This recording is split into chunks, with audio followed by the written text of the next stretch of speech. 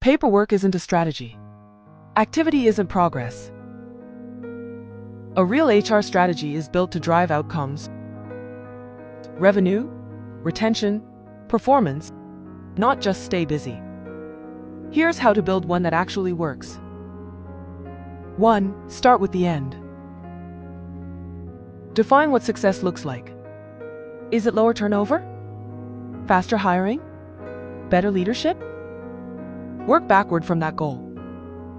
2. Find the real blockers. Don't stop at surface symptoms. High attrition isn't the problem, it's what's behind it. Poor management? No growth path? Identify the cause. 3. Prioritize movement.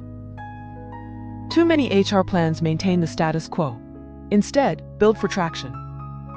What shifts behavior? What accelerates results? 4. Tie action to outcome. Every policy, every program should connect to a business priority. If leadership can't see the link, it won't last. 5. Drop the vanity metrics.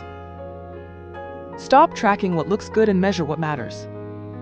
If it doesn't move the business, cut it. A real HR strategy doesn't just support the business, it moves it forward.